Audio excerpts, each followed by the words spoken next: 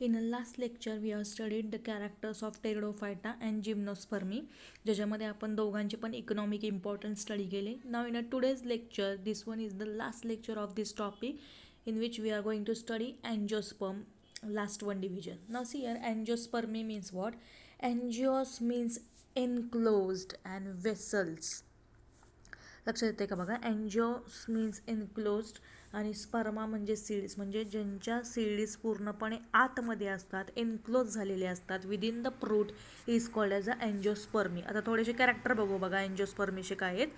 सगळ्यात पहिलं जर कॅरेक्टर कन्सिडर केलं तर angiosperms are the most advance group of flowering plant. अँजिओस्पर्मला काय म्हटलं जातं? Most advance group of flowering plant म्हटलं जातं. आता मोस्ट ॲडव्हान्स काय आहे तर ह्यांच्यामध्ये जेवढे पण प्लांटमध्ये कॅरेक्टर्स हवेत ते सगळे कसे असतात? ॲडव्हान्स असतात, हायली ॲडव्हान्स असतात. आता in this plants the seeds are enclose within the fruit. बघा आत्ताच मी सांगितलं, म्हणजे ज्या काही सीड्स असतात त्या फ्रूटच्या आतमध्ये असतात. याचं बेस्ट एक्झाम्पल जर द्यायचं म्हटलं तर ग्रेप्स बघा, त्यानंतर मँगो बघा, बरोबर. म्हणजे जेवढे पण काही फ्रूट आहेत जसं की ॲप्पल आहे, तर हे सगळ्यांच्या सीड्स किंवा वॉटरमेलॉन कन्सिडर करा, म्हणजे ज्याला आपण कलिंगड म्हणतो, बरोबर. सगळ्यांच्या सीड्स फ्रूटच्या आतमध्ये दिसतात, बरोबर. म्हणजेच एनक्लोज विदिन द फ्रूट असं म्हटलेलं आहे, म्हणजेच ओव्हरीमध्ये, बरोबर. म्हणजेच अँजिओस्पर्म जर कन्सिडर केले तर angiosperm is a group of highly evolved plants. आता अँजिओस्पर्मला असं म्हटलं जातं की हायली इव्हॉल्ड प्लांट आहेत, primarily adapted to the terrestrial habitat. Most of the angiosperm जे असतात ते लँडवरतीच सापडतात, एकदम रेअर किंवा नसतातच, जे की कशामध्ये सापडतील तर वॉटरमध्ये सापडतील, बरोबर. मोस्टली यांच्यामध्ये ते are found on the terrestrial म्हणजेच लँडवरती सापडतील. And they vary in the size. सगळे अँजिओस्पर्म जर कन्सिडर केले बघा, प्रत्येक अँजिओस्पर्मचे जे प्लांट आहेत त्यांची साईज वेगळी आहे. जसं की मँगो ट्री वेगळा आहे, कोकोनट ट्री वेगळा आहे, त्यानंतर वॉटरमेलॉनचं वेगळं आहे. म्हणजे अशा प्रकारे व्हॅरी होते साईज, म्हणजे प्रत्येक प्लांटची साईज ही वेगवेगळी आहे. तर त्या अँजिओस्पर्म जर कन्सिडर केले तर they show heteromorphic alteration of generation. Heteromorphic म्हणजे काय तर ज्याच्यामध्ये स्पोरोफाईट, आता मी सांगितलं होतं बघा ऑलरेडी तुम्हाला, स्पोरोफायटिक आणि गॅमेटोफायटिक अशा दोन स्टेजेस असतात. स्पोरोफायटिकमध्ये जे स्पोर्स असतात ते डिप्लॉयड असतात, म्हणजेच दोन सेट असतील क्रोमोझोमचे. त्यानंतर डॉमिनंट असतात आणि ऑटोट्रॉपिक असतात, म्हणजे स्वतःचं फूड स्वतः तयार करतील, बरोबर. आणि इंडिपेंडंट असतात, कुणावरही ते डिपेंडंट नसतात. पण गॅमेटोफाईट जर कन्सिडर केले, जसं की मेल आणि फिमेल गॅमेट जर कन्सिडर केले तर ते रिसेसिव्ह आहेत, हॅप्लॉइड आहेत आणि स्पोरोफाईटवर डिपेंड असतात. म्हणजे ज्यावेळेस स्पोरोफाईट तयार होईल जनरेशन, त्यानंतरच गॅमेटोफाईट तयार होईल. म्हणजे पूर्णपणे गॅमेटोफाईट हे कशावर डिपेंड असणार आहेत? स्पोरोफाईटवरती डिपेंड असणार आहेत. लक्षात आलं का बघा, कॅरेक्टर एकदम सोपे. त्यानंतर नेक्स्ट कॅरेक्टर बघू बघा आपण. अँजिओस्पर्म जर कन्सिडर केले तर अँजिओस्पर्म्स आर द हेटरोस्पोरस. महत्त्वाचं फंक्शन आहे हे. हेटरोस्पोरस म्हणजे काय तर ज्याच्यामध्ये दोन स्पोर्स सापडतात. जसं की बघा मायक्रोस्पोर, ज्याला पोलन्स असं म्हटलं जातं, ज्यालाच मराठीमध्ये परागकण असं म्हटलं जातं. म्हणजे थोडक्यात लक्षात आलं का बघा, अँजिओस्पर्ममध्ये जो मेलचा पार्ट आहे that one is called as a microspore आणि कॉमनली त्याला पोलन्स म्हटलं जातं, म्हणजेच परागकण म्हटले जातात. आणि दुसरा आहे मायक्रोस, आणि जे की कशामध्ये ग्रो होतात किंवा फॉर्म होतात तर मायक्रोस्पोरॅन्जियामध्ये म्हणजेच अँथरमध्ये ते तयार होतात. आता अँथर जर बघायचं असेल तर इथं तुम्हाला टिपिकल फ्लावरचे स्ट्रक्चर दिसते बघा, जे की पुढे जाऊन आपण नेक्स्ट चॅप्टरमध्ये स्टडी करणार आहे बघा. आता इथे जर कन्सिडर केलं तर तुम्हाला इथं हे असे परागकण दिसतात, बरोबर. हे अशा प्रकारे हे जे दिसतंय तर हे जे वरचा भाग आहे that one is called as a anther. त्याला काय म्हटलेलं आहे? अँथर म्हटलेलं आहे. लक्षात येते का बघा. आणि खालचा जो असं स्टॉक लाईक स्ट्रक्चर आहे that one is called as a filament. म्हणजे थोडक्यात स्ट्रक्चर लक्षात आलं का बघा तुमच्या, अँथर आणि फिलामेंट, बरोबर. मग अँथरलाच काय म्हटलेलं आहे? स्टॅमेन पण म्हटलं जातं. लक्षात आलं का बघा. आणि ह्या अँथरच्या आतमध्ये पोलन ग्रेन्स तयार होतात. जसं की तुम्ही बघा हिबिस्कसचं फ्लावर म्हणजे जास्वंदीचं झाड कधी फूल बघितलं असेल, बरोबर. त्या फुलामध्ये येल्लो कलरचे खूप सारे छोटे छोटे छोटे परागकण असतात, बरोबर, ज्यालाच पोलन ग्रेन्स म्हणतात. आणि हे पूर्वी किंवा सुरुवातीला कशामध्ये ग्रो होतात तर अँथरच्या आतमध्ये, आणि अँथर फुटल्यानंतर मग त्याच्यापासून हे पोलन ग्रेन्स फॉर्मेशन होतं. म्हणजे थोडक्यात तुमच्या लक्षात आलं का बघा, मायक्रोस्पोर म्हणजे काय आणि मायक्रोस्पोरॅन्जिया म्हणजे काय. मायक्रोस्पोरेंजिया म्हणजे त्याला अँथर म्हणतात, म्हणजे असं पिशवीसारखं स्ट्रक्चर ज्याच्यामध्ये खूप सारे पोलन ग्रेन्स काय होतील, तयार होतील. लक्षात आलं का बघा. त्यानंतर ते डेव्हलप इन हायली स्पेशलाइट मायक्रोस्पोरोफिल. आता हे जे स्ट्रक्चर आहे म्हणजेच मायक्रोस्पोर जे आहेत ते एका स्पेशल स्ट्रक्चरमध्ये डेव्हलप होतं, ज्याला मायक्रोस्पोरोफिल किंवा स्टॅमेन्स असं म्हटलं जातं. नावं लक्षात ठेवा. तसंच जर मेगास्पोर कन्सिडर केले म्हणजे फिमेलचा पार्ट जर कन्सिडर केला तर मेगास्पोर्स आर फॉर्म्ड इन अ मेगास्पोरॅन्जिया म्हणजेच ओव्ह्यूल ज्याला म्हटलं जातं. म्हणजे जे मेगास्पोर्स आहेत ते कशामध्ये तयार होतात, मेगास्पोरॅन्जियामध्ये, आणि मायक्रोस्पोर हे मायक्रोस्पोरॅन्जियामध्ये तयार होतात. म्हणजे थोडक्यात तुमच्या नावं लक्षात आली असतील. स्पोरॅन्जिया हे कॉमन आहे, फक्त मायक्रो आणि मेगा असं लक्षात ठेवा.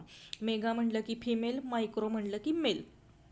आणि हे सुद्धा एका स्पेशलाइज्ड स्ट्रक्चरमध्ये तयार होतात ज्याला मेगास्पोरोफिल असं म्हटलं जातं किंवा त्याला कार्पेल असं म्हटलं जातं.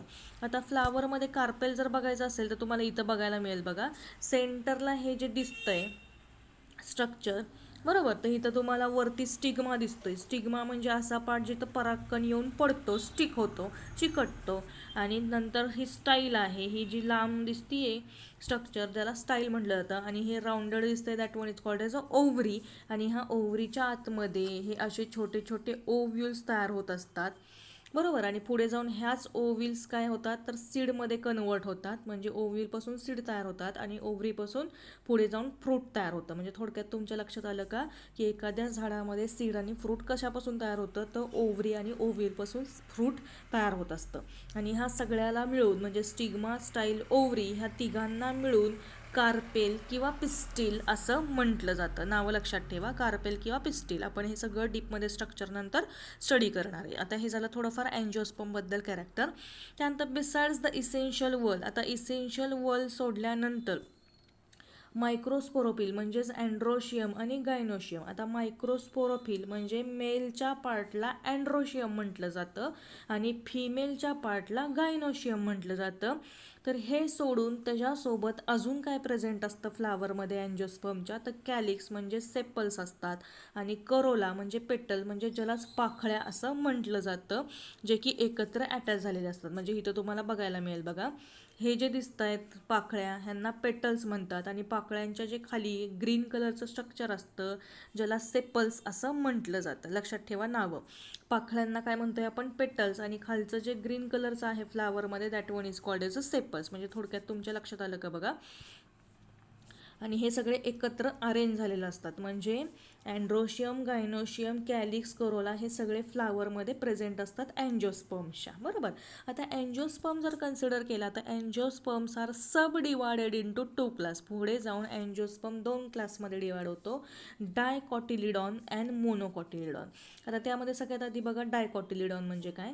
दिस प्लांट्स हॅव 2 कॉटिलिडॉन्स. बघा मी ऑलरेडी तुम्हाला सांगितलं होतं की ज्यांच्यामध्ये असे 2 कॉटिलिडॉन असतील, बघा ग्राउंडनट जर कन्सिडर केला म्हणजे शेंगदाणा किंवा वाटाणा, पावटा, घेवडा हे जर सगळे बघितले तर त्यांच्यामध्ये तुम्हाला अशा ओपन केल्यानंतर 2 सीड तयार होतात ज्याला कॉटिलिडॉन असं म्हटलं जातं.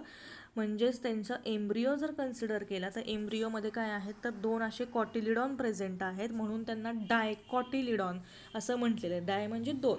आता they have tap root system. आता त्यांच्यामध्ये रूट सिस्टीम जर कन्सिडर केली तर टॅप रूट सिस्टीम आहे. टॅप रूट सिस्टीम म्हणजे बघा इथं तुम्हाला हेलियांथसायनस म्हणजे सनफ्लावरमध्ये रूट सिस्टीम बघायला मिळेल.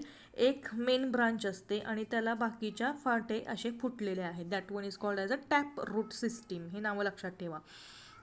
त्यानंतर स्टेम त्यांच्यामध्ये कशी असते, ब्रांच असते. म्हणजे हे जर स्टेम असेल तर त्याला अशा फांद्या फुटलेल्या असतात, that one is called a branch.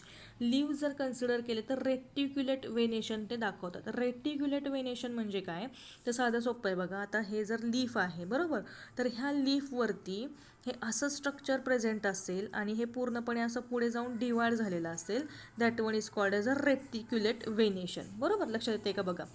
त्यानंतर फ्लावर जर कन्सिडर केला तर ह्यांचे फ्लावर कसे असतात बघा, टेट्रा किंवा पेंटामेरस सिमेट्री असते. म्हणजे ज्या पेटल्स आहेत, पाकळ्या आहेत, एकतर त्या 3 असतील, बरोबर, किंवा 5 असतील. लक्षात आलं का बघा.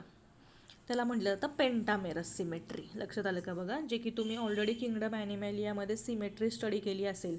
कोणत्याही अँगलमधून जर फ्लावर कट केलं तर ते इक्वल पार्ट्समध्ये डिवाइड केलं जातं. बरोबर. मग इथं 5 अँगल्समधून जर फ्लावर कट केला तर त्याला पेंटामेरस सिमेट्री असं म्हटलं जातं. आणि टेट्रा म्हणजे 4, लक्षात आलं का बघा. आणि ट्राय म्हणजे 3. म्हणजे अशा प्रकारे पाकळ्या ज्या आहेत फ्लावरमधल्या त्या कशा असतात, टेट्रा असतात किंवा पेंटामेरस सिमेट्री फ्लावरमध्ये दिसून येते. त्यानंतर नेक्स्ट बघा, व्हॅस्क्युलर बंडल्स जर कन्सिडर केले, व्हॅस्क्युलर बंडल्स म्हणजे ऑलरेडी मी तुम्हाला सांगितलं आहे, म्हणजे झायलेम आणि फ्लोएमचा प्रेझेन्स. तर ते कसे असतात, कंजॉईंट असतात, कोलॅटरल असतात आणि ओपन टाईपचे असतात. आता कंजॉईंट, कोलॅटरल आणि ओपन टाईप म्हणजे काय बघा. कंजॉईंट ह्याचा अर्थ होतो जो झायलेम आहे तो फ्लोएमच्या बाजूला असतो. म्हणजे फॉर एक्झाम्पल जर कन्सिडर केला तर झायलेमची रिंग इथं असेल आणि फ्लोएम त्याच्या आतमध्ये असेल. लक्षात आलं का बघा. झायलेम बाहेरच्या बाजूला आणि फ्लोएम आतल्या साईडला, that one is called as a conjoint. आणि कोलॅटरल आणि ओपन टाईप म्हणजे काय बघा. तर इथं थोडीशी तुम्हाला डायग्राम बघायला मिळेल बघा. कोलॅटरल आणि ओपन म्हणजे अशा प्रकारे झायलेम असतो बघा. इथं तुम्हाला झायलेम दिसतोय खालच्या बाजूला आणि त्याच्या बाहेर फ्लोएम दिसतोय, बरोबर. म्हणजे झायलेम आणि फ्लोएम जिथं प्रेझेंट असतो ह्याच्या अराउंड सगळा फ्लोएम प्रेझेंट आहे. तर अशा ह्याला म्हटलं जातं कोलॅटरल ओपन टाईप. साधं सोपं आहे. आता हे सगळं डीपमध्ये आपण नेक्स्ट चॅप्टरमध्ये बघणार आहे, त्याच्यामुळे जास्त टेन्शन घेऊ नका. फक्त कंजॉईंट कोलॅटरल म्हणजे काय त्यासाठी मी तुम्हाला ती डायग्राम दाखवली, जी की तुमच्या टेक्स्टबुकमध्ये ती दिलेली नाही. ह्या चॅप्टरमध्ये दुसऱ्या चॅप्टरमध्ये ती दिलेली आहे. त्यानंतर cambium is present between the xylem and phloem for secondary growth. बघा आता इथे जर कन्सिडर केलं तर इथे तुम्हाला बघायला मिळेल ही जी दिसतीये ही कॅम्बियम रिंग आहे, बरोबर. आता इथं फ्लोएम आहे, इथं फ्लोएम आहे, बरोबर. आणि इथं झायलेम सेंटरला प्रेझेंट आहे फ्लोएमच्या. म्हणून मी ह्याला कोलॅटरल ओपन टाईप म्हणलेले. दोन्ही बाजूनी फ्लोएम प्रेझेंट असतो आणि फ्लोएम आणि झायलेमच्या मध्ये ही अशी कॅम्बियम रिंग प्रेझेंट दिसतीये. कळते का बघा. आता कॅम्बियम रिंग म्हणजे मी तुम्हाला सांगितलं होतं की ज्याच्यावरून झाडाचं एज वय काढता येऊ शकतं, that one is called as a secondary growth किंवा त्याला कॅम्बियम प्रेझेंट असतं. म्हणजेच थोडक्यात डायकॉटचे प्लांट जर कन्सिडर केले तर कॅम्बियम प्रेझेंट आहे xylem and phloem for the secondary growth. कुठे प्रेझेंट आहेत, झायलेम अँड फ्लोएमच्या मध्ये. आणि यांचे व्हॅस्क्युलर बंडल्स कसे असतात, कंजॉईंट असतात, कोलॅटरल असतात आणि ओपन टाईपचे असतात, हे लक्षात ठेवा. त्यानंतर डायकॉट जर कन्सिडर केले तर secondary growth is commonly found. आत्ताच मी सांगितलं की सेकंडरी ग्रोथ ही कॉमनली त्यांच्यामध्ये दिसून येते. बेस्ट एक्झाम्पल जर डायकॉटचे द्यायचे म्हटले तर हेलियांथस ॲनस, नाव लक्षात ठेवा. हेलियांथस हा जीनस आहे, ॲनस ही स्पीसीज आहे सनफ्लावरची. आणि हिबिस्कस रोझा सायनेन्सिस, हिबिस्कस हा जीनस आहे, रोझा सायनेन्सिस ही स्पीसीज आहे चायना रोजची. चायना रोजला जास्वंद असं म्हटलं जातं. चायना रोजला जास्वंद म्हणतात, हे लक्षात ठेवा. नुसतं रोज असेल तर ते गुलाब असतं, बरोबर. म्हणजे हे डायकॉटचे सगळे एक्झाम्पल येतात. इवन गुलाब पण डायकॉटमध्येच येईल. म्हणजे थोडेफार तुम्हाला डायकॉटचे एक्झाम्पल्स किंवा कॅरेक्टर लक्षात आले का बघा. नंतर next one is a monocotyledon. आता मोनोकॉटिलिडॉन म्हणजेच मोनोकॉट जर कन्सिडर केले तर these plants have single cotyledon, एकच कॉटिलिडॉन असतो सीडला in their embryo and they have adventitious root system. आता बघा ॲडव्हॅन्टिशियस रूट सिस्टीम म्हणजे काय, तर इथं तुम्हाला बघायला मिळेल डायरेक्टली मेन स्टेमपासून सगळे रूट अराईज झालेले दिसत आहेत आणि इथं मेन स्टेम आहे, बरोबर. पण आपण टॅपरूटमध्ये काय बघितलं तर एक मेन स्टेम आहे आणि त्याला बाहेर ब्रांचेस आलेले आहेत. पण इथे मात्र सगळ्या ब्रांचेस एकाच मेन स्टेममधून अराईज होत आहेत वरच्या, बरोबर. त्याला ॲडव्हॅन्टिशियस रूट सिस्टीम असं म्हटलं जातं. आणि टॅपरूट सिस्टीम, अशा 2 रूट सिस्टीम असतात. डायकॉटमध्ये टॅपरूट आहे, मोनोकॉटमध्ये ॲडव्हॅन्टिशियस आहे. काही वेळेस तुमच्या थेरी एक्झामला डिफरन्स बिटवीन डायकॉट आणि मोनोकॉट हा विचारला जाऊ शकतो किंवा नेहमी विचारला जातो, त्याच्यामुळे हे व्यवस्थित करून ठेवा. त्यानंतर लीव्ज जर कन्सिडर केले तर ह्यांच्यामध्ये लीव्ज कसे असतात, तर शिदिंग लीफ बेस. शिदिंग लीफ बेस म्हणजे काय, तर त्यांच्या लीव्जवरती एक थोडंसं कवरिंग प्रेझेंट असतं आणि पॅरलल वेनेशन असतात. पॅरलल वेनेशन म्हणजे काय, याचं बेस्ट एक्झाम्पल द्यायचं म्हटलं तर तुम्ही कधी मेथचं झाड बघितलं असेल तर अशा मोठ्या लीव्ज असतात आणि त्याच्यावरती असे पॅरलल लाईन्स असतात, बरोबर. एकमेकांवरती अशा पॅरलल लाईन्स असतात, तर त्याला पॅरलल वेनेशन असं म्हटलं जातं, की तुम्हाला इथं बघायला मिळेल बघा. इथं जर लीफ कन्सिडर केलं तर ह्याच्यावरती अशा लाईन्स असतात, तर that one is called as a parallel venation. आणि फ्लावर जर कन्सिडर केले तर फ्लावर्स आर जनरली ट्रायमेरस फ्लावर ह्यांच्यामध्ये प्रेझेंट असतात. आणि आधी आपण काय बघितलं डायकॉटमध्ये टेट्रा किंवा पेंटामेरस असतात आणि इथं कसे असतात तर ट्रायमेरस असतात. त्यानंतर व्हॅस्क्युलर बंडल जर कन्सिडर केले तर कंजॉईंट कोलॅटरल क्लोज टाईप असतात. आता ह्याचा मी तुम्हाला ऑलरेडी फोटोग्राफ दाखवलेला आहे बघा. कंजाईन कोलॅटरलनी क्लोज टाईप म्हणजे काय तर तुम्हाला इथे झायलेम कसं आहे बघा लाईनमध्ये प्रेझेंट आहे बरोबर, पण हिते मात्र झायलेम कन्सिडर केला तर असा व्ही शेपमध्ये प्रेझेंट आहे आणि फ्लोएम त्याच्या वरती प्रेझेंट असतो. तर that one is called as a collateral close type. पण हिते मात्र तुम्हाला कॅम्बियम रिम बघायला मिळत नाही. म्हणजेच काय तर मोनोकॉट्स कन्सिडर केले तर त्यांच्यामध्ये सेकंडरी ग्रोथ ही ॲबसेंट असते, हे पूर्णपणे लक्षात ठेवा. आणि डायकॉटमध्ये कॅम्बियम रिंग प्रेझेंट असते, सेकंडरी ग्रोथ प्रेझेंट असते. आता ॲज अ बेस्ट एक्झाम्पल मोनोकॉटचं द्यायचं म्हटलं तर झिया मेज म्हणजेच मका ज्याला आपण म्हणतो. त्यानंतर सॉर्गम वल्गेर म्हणजे जवार, नाव लक्षात ठेवा सायंटिफिक नेम. जवारचं सायंटिफिक नेम सॉर्गम वल्गेर असं आहे. म्हणजे जवार, बाजरा, मेज हे सगळे मोनोकॉटमध्ये येतात. त्यानंतर नेक्स्ट वन बघू आपण plant life cycle and alteration of generation. आता प्लांट लाईफ सायकल जर कन्सिडर केली तर तुम्हाला माहिती आहे की प्लांटमध्ये 2 फेजेस असतात, ज्याच्यामध्ये स्पोरोफाईट जो की डिप्लॉइड असतो आणि गॅमेटोफाईट जो असतो तो हॅप्लॉइड असतो. पण काही special diploid cells of sporophyte जर कन्सिडर केल्या तर that divides by meiosis to produce haploid spore. म्हणजेच काय लक्षात येते का बघा, नेहमी स्पोरोफाईट हा डिप्लॉइडच असतो हे लक्षात ठेवा आणि जो गॅमेटोफाईट असतो तो हॅप्लॉइड असतो. पण काही स्पोरोफाईटच्या ज्या सेल्स आहेत त्या मिओसिस करून रिप्रोड्यूस होतात, आता डिवाइड होतात. मिओसिस म्हणजे काय बघा, मिओसिस म्हणजे आता हे सगळं आपण ज्यावेळेस सेल डिव्हिजन चॅप्टर स्टडी करणार आहे त्यावेळेस डीपमध्ये बघणारच आहे मायटॉसिस मिओसिस. तुम्हाला ऑलरेडी हे 9th स्टँडर्डमध्ये पण झालं असेल. मिओसिस म्हणजे एका सेलपासून 2 सेल तयार होतात आणि 2च्या 4 सेल्स तयार होतात, पण त्या सेम पॅरेंटसारख्या नसतात. That one is called is a meiosis. थोडक्यात सांगायचं म्हटलं तर हे लक्षात ठेवा. आणि मायटॉसिस म्हणजे काय तर एकापासून सेम 2 सेल तयार होतील, सेम त्या त्यांच्या पेरेंटसारख्याच असतील. That one is called as a mitosis. आता हे प्रत्येक वेळेस मी सांगणार नाही मिओसिस आणि मायटॉसिस. म्हणजे इथे जर कन्सिडर केलं तर sporophyte divides by meiosis to produce haploid cells. म्हणजे सांगितलं मी एकाच्या 2 आणि 2च्या 4 ज्या तयार होतात त्या चारी कशा असणार आहेत, हॅप्लॉइड असणार आहेत, एकच सेट क्रोमोझोमचा प्रेझेंट असणार आहे.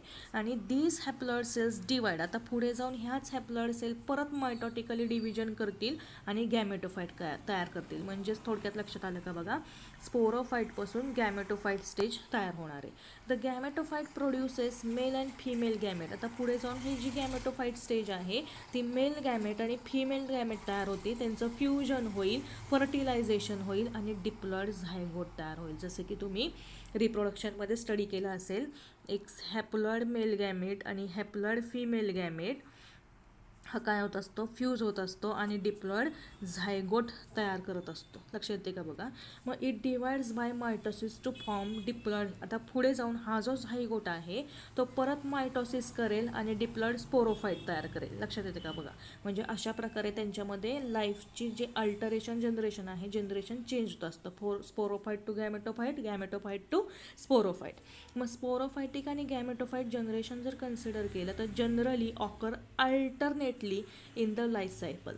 म्हणजे हे सायमल्टेनियसली कधीच चालत नाही, एकत्रित कधीच चालत नाही. सुरुवातीला स्पोरोफायटिक स्टेज आली तर नंतर गॅमेटोफायटिक स्टेज येईल, परत स्पोरोफायटिक स्टेज येईल, परत गॅमेटोफायटिक स्टेज येईल. असं अल्टरेशन ऑफ जनरेशन त्यांच्यामध्ये चालतं. म्हणून ह्या फिनॉमिनॉनला काय म्हटलं जातं, अल्टरेशन ऑफ जनरेशन. साधं सोपं आहे बघा कन्सेप्ट. म्हणजे लक्षात आलं का बघा, आधी स्पोर्स तयार होतील, स्पोरपासून गॅमेट तयार होतील, गॅमेटपासून परत स्पोर तयार होतील. That one is called as a alteration of generation. त्यानंतर distinct alteration of this 2 generation is observed. आता हे जे अल्टरेशन ऑफ जनरेशन आहे ते मोस्टली ब्रायोफाईट्स आणि टेरोडोफाईट्समध्ये दिसून येतं. पण जिम्नोस्पर्म आणि अँजिओस्पर्म जर कन्सिडर केले तर गॅमेटोफाईट इज मच रिड्यूस. गॅमेटोफाईटची स्टेज आहे ती रिड्यूस झालेली असते, कमी झालेली असते आणि ती स्पोरोफाईटमध्ये गेलेली असते. लक्षात येते का बघा.